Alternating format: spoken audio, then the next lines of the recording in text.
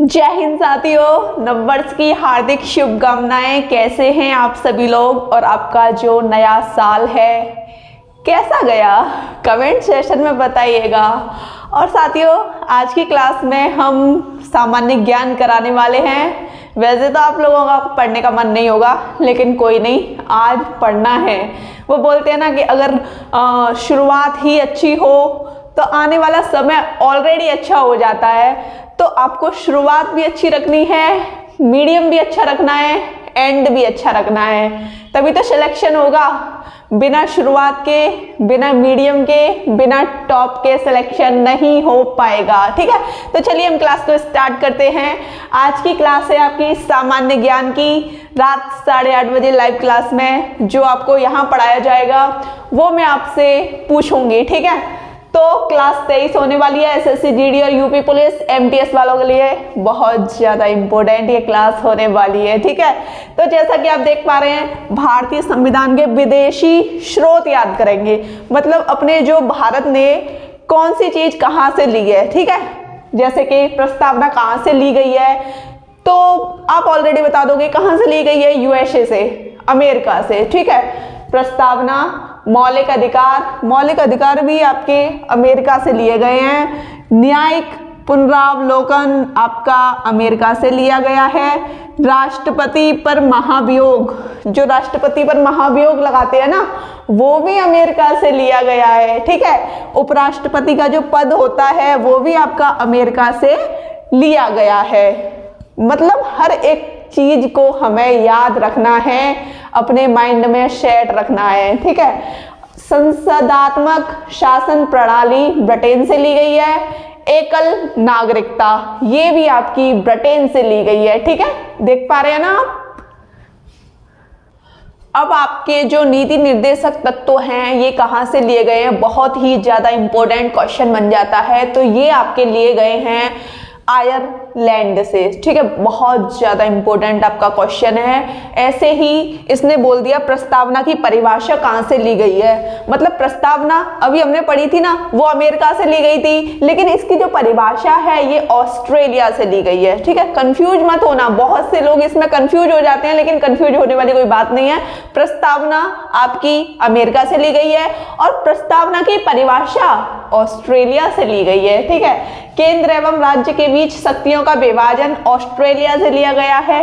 आपात उपबंध बहुत इंपॉर्टेंट है, जर्मनी से लिया गया है।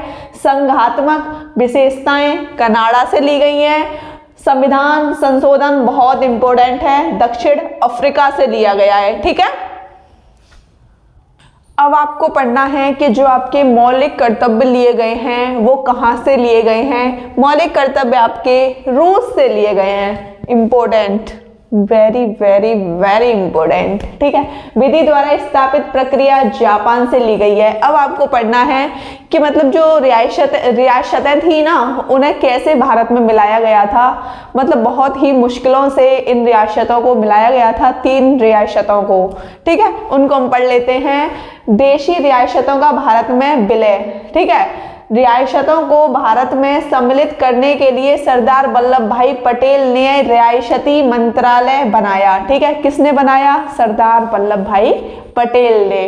ठीक है, तो जो जूनागढ़ रियासत थी उसे किस तरह मिलाया गया? जनमत संग्रह करवाकर। ठीक है, मतलब बहुत सारे लोगों का जनमत संग्रह करवाया गया, वोटिंग वगैरह कराई गई, तो उस तरह से जूनागढ़ रियासत को मिलाया गया। ठीक है, हैदराबाद रियासत को कैसे मिलाया गया? पुलिस कार्रवाई करके मिलाया गया। ठीक है, और जम्मू कश्मीर को कैसे मिलाया गया?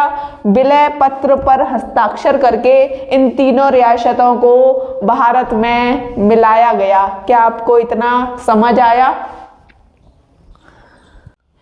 अब हम पढ़ने वाले हैं संविधान के भाग के बारे में। ठीक है, एक तरफ मैंने भाग लिखा है, एक तरफ मैंने अनुच्छेद लिखा है। बहुत ज्यादा इंपॉर्टेंट हो जाते हैं ये प्रश्न।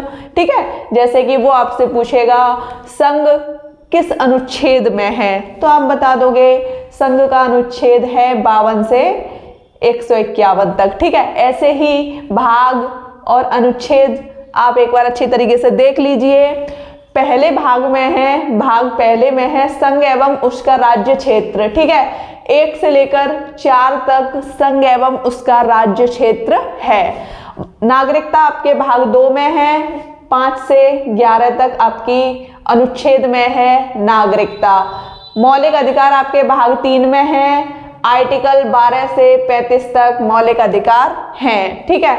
नीति निर्देशक तत्व भाग 4 में है, 36 से 51 तक आपके नीति निर्देशक तत्व हैं। मूल कर्तव्य आपके भाग 4 के क में है। ठीक है, भाग 4 के क में, 51 के क में मूल कर्तव्य है। संघ आपके 52 से लेकर 151 तक है। ठीक है। राज्य आपका 152 से लेकर 237 तक है। भाग 7 आपका निरस्त है। ठीक है, भाग 7 आपका निरस्त है। भाग 8 में आपके संघ राज्य क्षेत्र हैं, ये 239 से लेकर 242 तक हैं। भाग 9 में पंचायत है। ठीक है, पंचायत आपके 243 ए से लेकर 243 अना तक है। ठीक है। भाग 9 के क में आपकी नगर पालिका है, 243 के त से लेकर 243 के छ तक है। ठीक है। भाग 10 में आपके SC व ST क्षेत्र है, ये आपके 244 अ से लेकर 244 क तक है। ठीक है। भाग 11 में आपके संघ एवं राज्यों के बीच संबंध है, 245 से लेकर 263 तक है। ठीक है। भाग 12 आप देख लेना अभी।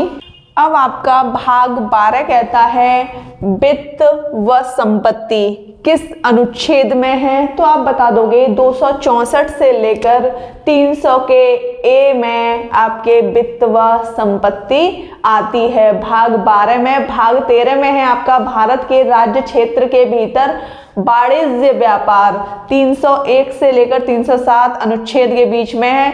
भाग 14 में आपका संघ एवं राज्यों के बीच अधीन सेवाएं, 308 से लेकर 323 तक हैं। ठीक है। भाग 15 में निर्वाचन, बहुत इंपॉर्टेंट है, 324 से लेकर 329 के ए तक है। भाग 16 में कुछ वर्गों के लिए विशेष उपबंध। ठीक है, ये 330 से लेकर 342 तक है। ये सब कुछ आपको लाइव क्लास में पूछा जाएगा। ठीक है। भाग 17 में राजभाषा आपके 343 से लेकर 351 तक है। भाग 18 में आपके आपातकाल हैं, जो 352 से लेकर 360 तक है।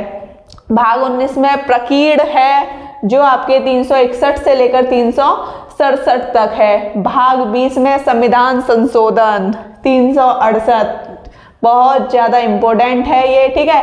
आपके भाग 22 हैं, 2 भाग और आपके रह गए हैं, उन्हें और आप कर लीजिए। ठीक है। अब आपका भाग 21 कहता है विशेष उपबंध एवं अस्थायी संक्रमण कालीन प्रावधान, ये किस अनुच्छेद में, ये है 369 से लेकर 392 तक। ठीक है। भाग 22 कहता है संक्षिप्त नाम है, प्रारंभ हिंदी में पाठ है। ठीक है। किस अनुच्छेद में, 393 से लेकर 395 तक। अब आप इस पॉइंट को देख लीजिए, मूल संविधान में अनुच्छेद कितने थे, 395 है ना, और मूल संविधान में अनुच्छेद 395 और मूल भाग कितने, 22, और वर्तमान में कितने हैं, 25। उद्देशिका को हम प्रस्तावना भी कहते हैं। ये कहाँ से ली गई है, ये आपके अमेरिका से ली गई है। ठीक है। और जो प्रस्तावना की परिभाषा है वो ऑस्ट्रेलिया से ली गई है। ठीक है। प्रस्तावना को संविधान की कुंजी भी कहते हैं। जैसा कि आप लोग देख पा रहे हैं, प्रस्तावना को हम उद्देशिका भी कहते हैं। ठीक है, समझ गए ना, प्रस्तावना को क्या कहते हैं, उद्देशिका।